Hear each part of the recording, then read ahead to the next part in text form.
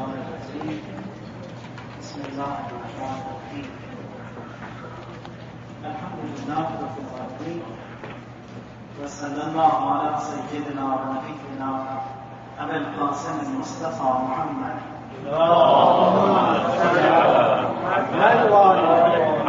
وعلى أهل بيته العتيقين الأنجبين بهم نتولى ومن أبنائهم نتبرأ إلى الله. اللهم كن بنيتك أن تجد الحسن صلواتك عليه وعلى آبائه في هذه الساعة وفي كل ساعة وليا وحافظا وقائدا وناصرا ودليلا مهما حتى تسكنه أرضك التوبة وتمتعه فيها طويلا.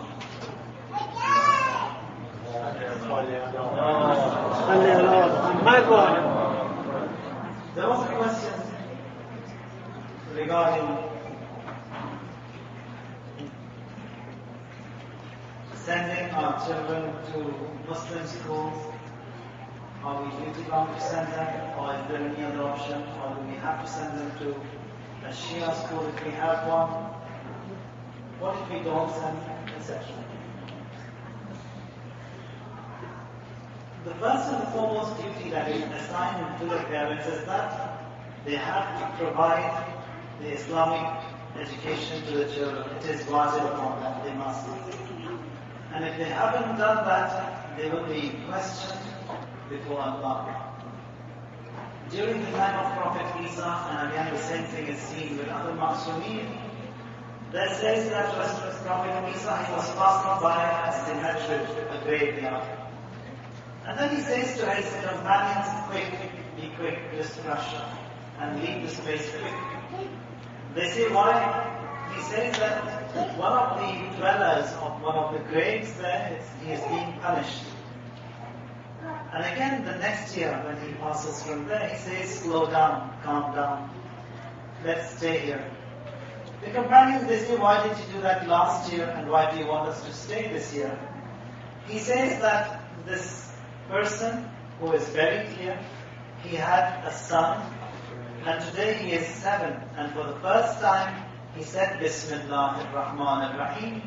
As a result of that Bismillah of his son which he had left behind, the punishment of the grave was removed from the father. So, it's a huge big assignment given to us. At the same time, the benefit also immediately turns back to us. If there is an Islamic school, in particular, a school from the followers of Ahlul Bayt, and if we can send, we have to send our children to that school. If it doesn't exist, then the next option will be a Muslim school. And again, if that also doesn't exist, you have to send to the safest school where you can be satisfied and content that your children are not being lost. Now, the reason why we say that a Shia school is ideal, because after all, the atmosphere that is going to be provided over there is going to be safe. To do what you can be content up to a certain extent. In addition to that, your child, so long as he is in that school, he will be consuming halal. On and off, he will be learning something regarding deen, regarding Ahlul Bayt, and all of this education which gets into his mind, it will never go waste, because that age which he is in or she is in, it's the age of growth, and whatever they grasp then will remain with them until the end of their life. So if that atmosphere is available and you can provide it, do it, provide it.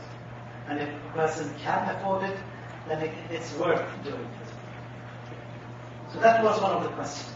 Now, we were talking about the qualities of the Shias, as mentioned in that hadith of Amir al-Mu'mineen alayhi salam. اللهم صل على محمد وآل محمد. صلوا على محمد وآل محمد.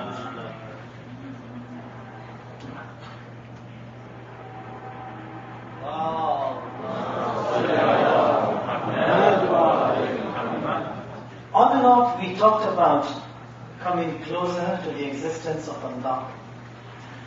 And in this Hadith Mi'raj, which is a detailed conversation between Allah and His Habib, here Allah Ta'ala says that there are 4 qualities, that are 4 groups of people. That is, if a person looks into these 4 categories, says, my love is certain for that group. What is that? Says, Ya Muhammad, وَجَبَتْ مَحَبَّتِي لِلْمُتَحَابِّينَ فِي. Says, Ya Rasulullah, my love is certain for 4 groups of people. First of all, it's those who love each other. مُتَحَابِّينَ فِي.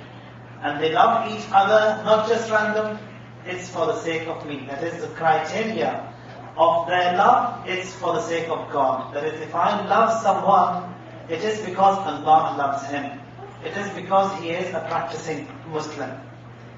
And then says, وَجَبَتْ مَحَبَّتِي لِلْمُتَقَاطِعِينَ فِي. Again, my love is certain for that individual who breaks relations for the sake of me. That is, if there is wrong in an individual, I break my ties with him because Allah does not want me to have ties with that individual. And then says, if ties are broken, my love is certain for that individual who patches and makes these broken ties.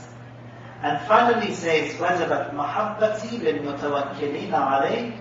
My love is certain for someone who relies upon me. We talked on this issue of tawakkul on and off. And that is, we have to teach ourselves to rely upon Allah. And then Allah says that when I love someone, it is not as such that I love him for a certain duration of time. He says that وَلَيْسَ لِمَحَبَّتِي عَلَمٌ وَلَا نِهَايَةٌ. There is no end to that love. It is an eternal bond, an eternal devotion that I will have with those servants of mine. And then says, when I start loving someone and I find him, he is coming closer to me, he says, I put signposts in front of him and I drag him towards myself. That is, if he steps a step towards me, I will drag him hundreds of steps towards myself. كُلَّمَا رَفَعْتُ لَهُمْ عَلَمًا وَدَعْتُ لَهُمْ عَلَمًا. Now in the olden days, even today, in the seas, in the oceans, you find these lighthouses. And these lighthouses are created to guide the ship that are in the ocean, because in the dark, no one knows where the seabed is going to be, the seashore is going to be. So to avoid these ships wrecking into the seashores, they have these huge big signposts, the lighthouses, to guide the ships. Here Allah says that I act as a lighthouse.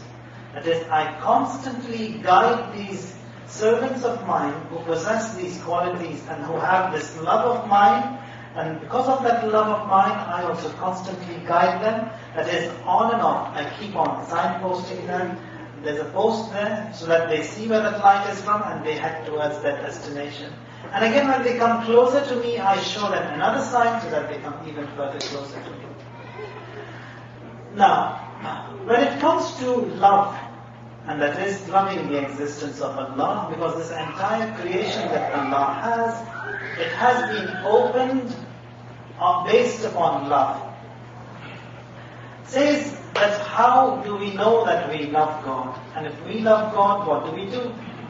Allah in Quran says, إِن كُنتُمْ تُحِبُّونَ اللَّهَ فَاتَّبِعُونِي يُحْبِبْكُمُ اللَّهُ. That is, if your claim is that you love me, be obedient to me. By that obedience, says, as a result of that obedience, Allah also will love you. يُحْبِبْكُمُ اللَّهُ. And this love is never a one-way love. You love Allah, definitely He also will love you. And when it comes to this love to Rasulullah, love to Ahlul Bayt, love towards your parents, love towards fellow mu'mineen, etc., all these are the different levels of love and mahabbat that we have.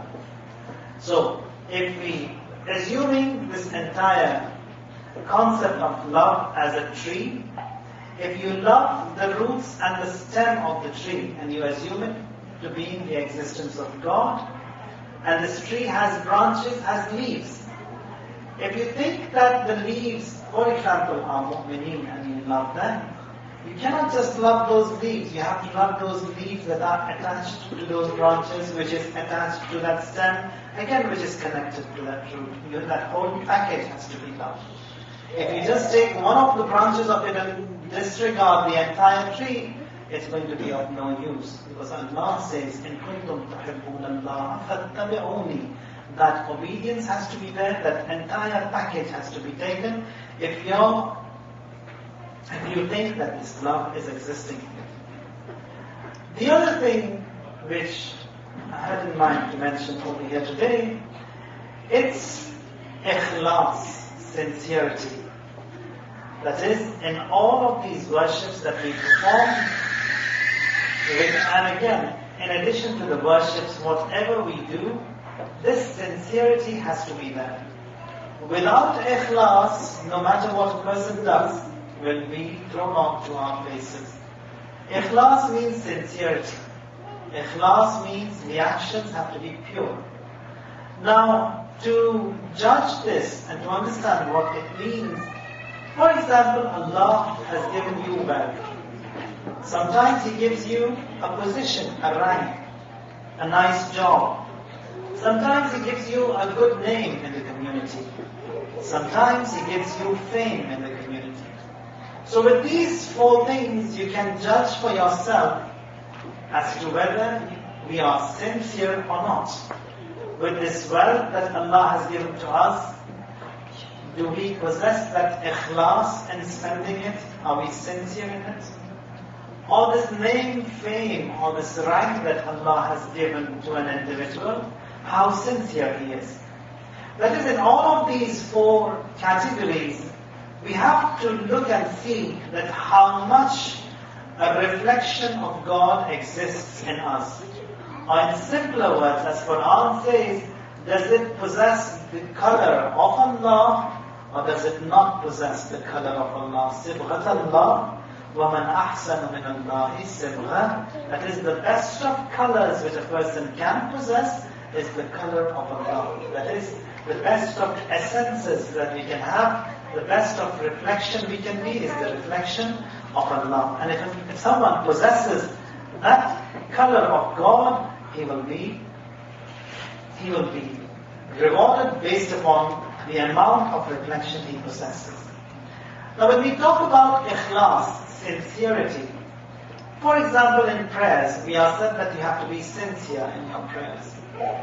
Does it mean that when I stand to say my prayers for 3 or 5 minutes, that ikhlas has to be present in that prayer only at that time? It doesn't. Ikhlas starts way before, and it doesn't end with the prayer. We have to have this ikhlas continuing. That maintenance of that ikhlas also has to be there. So before I start for my prayer, or before I start my fast, I have to be sincere in being obedient to Allah. That is, in that wuzu, in that preparation for that prayer, in that preparation for that fast. All those stages of ikhlas, they have to be present. Now that I've offered my prayer in the best possible way, as I could, even after this, it doesn't end. We have to do something so that this prayer that was offered for Allah, it stays, it remains. We have to maintain it. As in our day-to-day affairs, making a house is easy, but maintaining it is tough. You can set up a center, an entity, you can register it quickly, you can have a one Ramadan programs, but now to keep it running, maintaining it, that is tough. The same thing is in ikhlas, that you've done a wajib, you have to maintain it. There are certain things that if we do not observe them, we find that whatever is done is lost. We have a chapter in the books of ahadith in akhlaq, which is known as habt amal. Habt amal means many a times you do something for a lifelong, all of a sudden, God forbid, as a result of disobedience to your parents, disobedience to the Imam, we do something and whatever was done will be thrown onto our faces. Nothing will be accepted. Just because of that one disobedience. And that is known as Hajj Amal. Quran says, وَقَدِمْنَا إِلَى مَا عَمِلُوا مِنْ عَمَلٍ فَجَعَلْنَاهُ هَبَاءً مَنْثُورًا. That is, it's like this dust which has settled on a heavy rock. And this dust which is so light, for example, if you've done barbecue, you get all these ashes that are so light. And you have these ashes in that barbecue tray, for example. And you have a wind which blows, in a fraction of a second you find no ashes remain, everything is gone. Allah says the a'mal of this individual are exactly like that.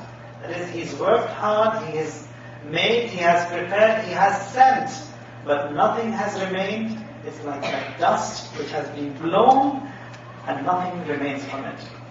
So Ikhlas, before the action has to be there, before I start my a'mal, my prayers, my recitation, my fast, my services, when I'm performing them, that sincerity has to remain.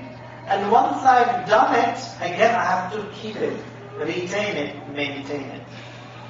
To understand this, for example, sometimes you find that high up on a mountain, a spring, it may gush. Water, it may flow.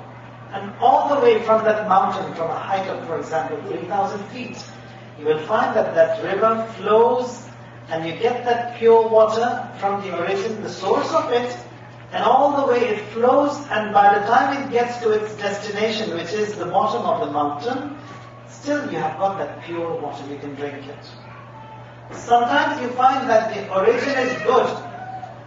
Water starts flowing, it gets polluted, contaminated all the way through, gets to its destination, you can't consume it, you can't drink it.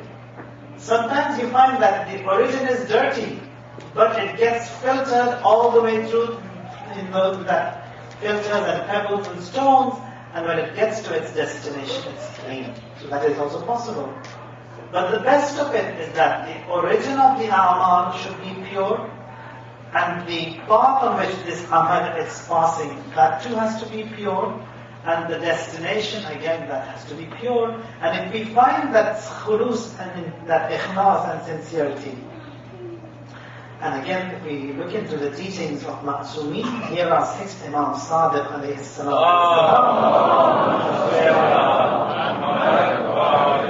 Says, al-ibqa'u ala al-amal hatta niflis ashaddu min al-amal. That is, maintaining or keeping that amal, that sincerity and ikhlas of yours, it's tougher than the action itself. Because prayers, it may take just 5-7 minutes for you to do that. But maintaining that and keeping it, that is tough. So, ikhlas, if we enhance it, if we activate this ikhlas in ourselves, it has beautiful effects, like every good ikhlas, like every good action that we have, it has pests to it. Even ikhlas, it has pests. There are things that will destroy this ikhlas of ours. What is that? Riya. Riya means to show. That is, I do something so that others, they look at it, they see it.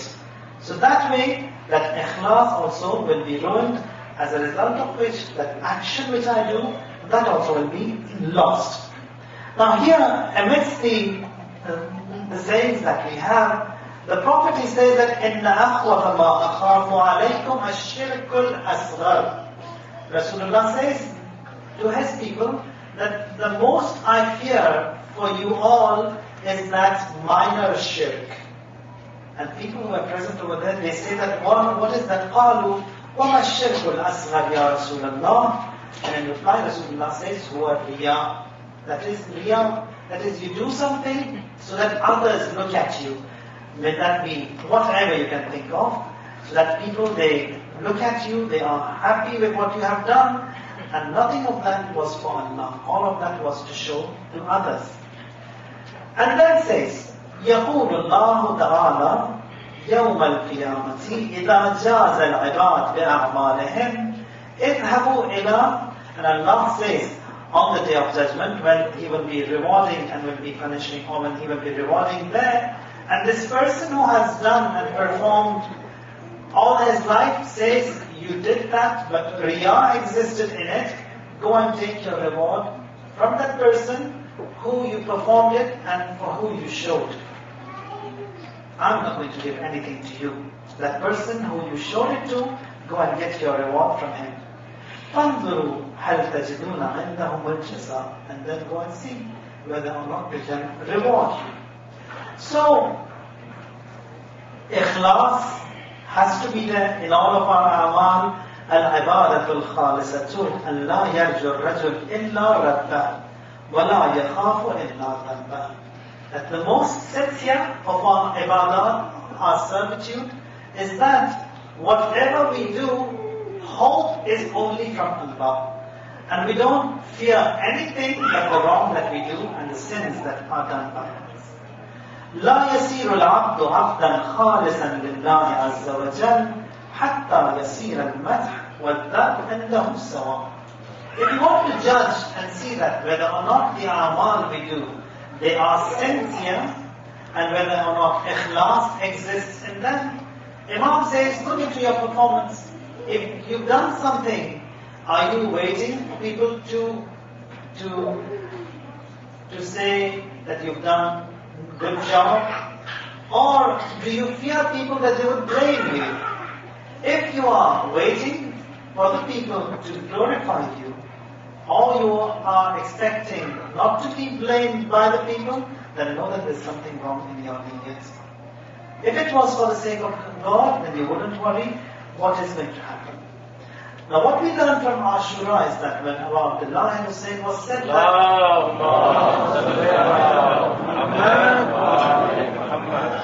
people they came into Arab and said that definitely you are going to lose. 72 on one side, 30,000 on the other side.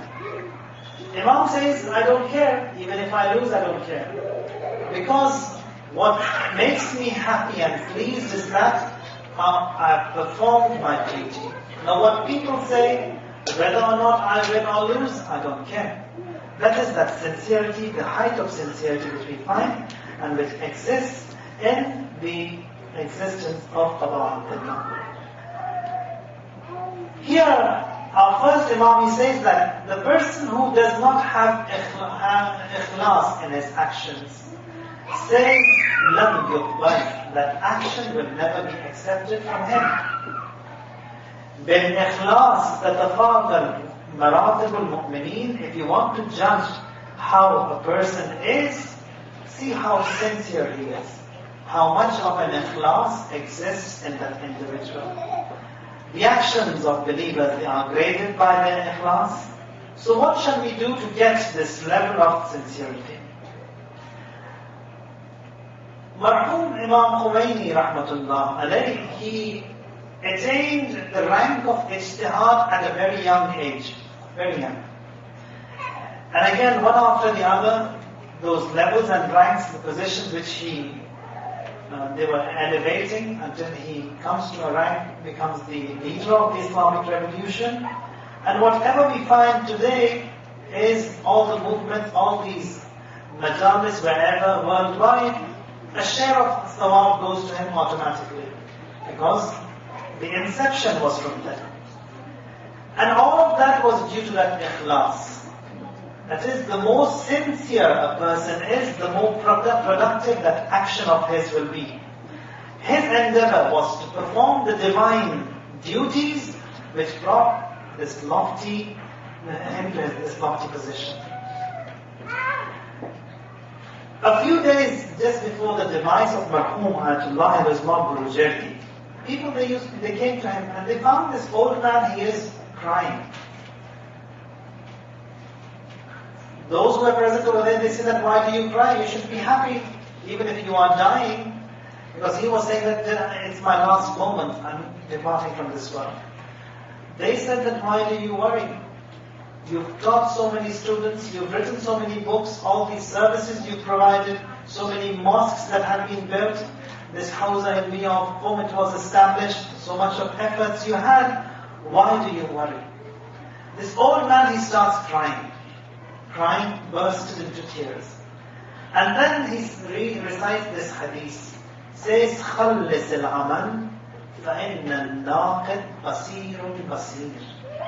That is, your actions, they have to be sincere. Because that person who is checking, who is auditing the accounts, he is basir. He is aware of everything. Awareness of Allah, he sees what the action is. He sees into the niyyats. He sees into how this action was maintained. That's not that auditor, he is basir, he is aware. May Allah Tabarak wa Ta'ala help us in observing this ikhlas in our actions in the sacred month of Ramadan. May He give us the tawfiq so that we enhance and activate this ikhlas, sincerity in our performance. All those who have requested for du'as, all those who have passed away, all those who have wishes, hajat, especially those present in this majlis, all of their wishes and hajat be granted. If you have any questions, I'm here for a few minutes to answer.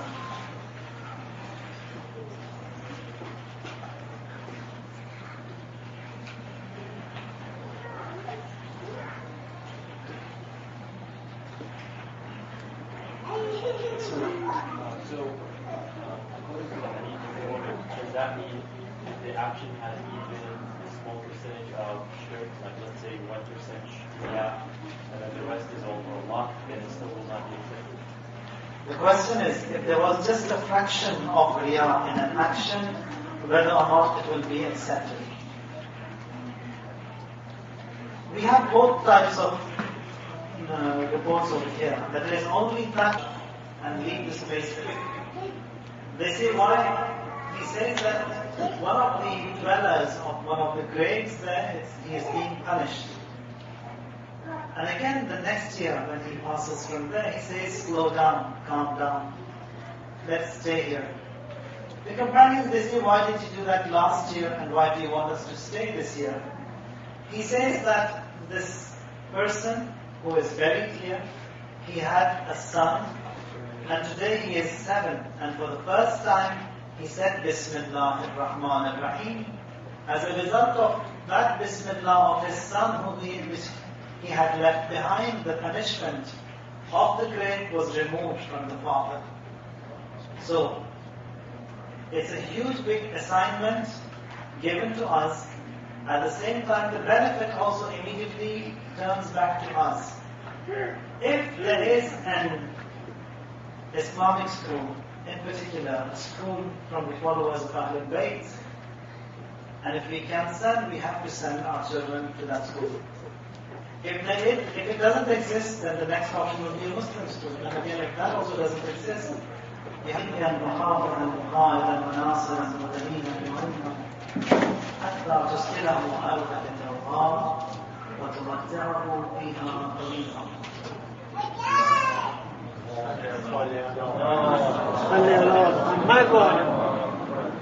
There was a question regarding sending our children to Muslim schools. Are we duty bound to send them, or is there any other option, or do we have to send them to a Shia school if we have one? What if we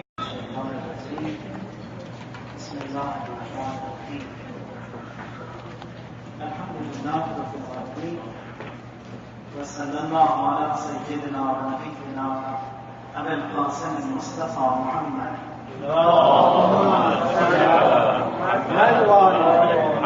وعلى أهل بيت الأعزبين الأنجبين بهم نتولى ومن أبنائهم نتبرأ إلى الله. اللهم اغفر لذنوبك وجبر الحسن صلواتك عليه وعلى آبائه في هذه الساعة وفي كل ساعة when dogs and etc. The first and foremost duty that is assigned to the parents is that they have to provide the Islamic education to the children. It is wajib upon them, they must. And if they haven't done that, they will be questioned before Allah. during the time of Prophet Isa, and again the same thing is seen with other Ma'sumin, that says that Prophet Isa, he was passing by a cemetery, a graveyard. And then he says to his companions, quick, be quick, just rush.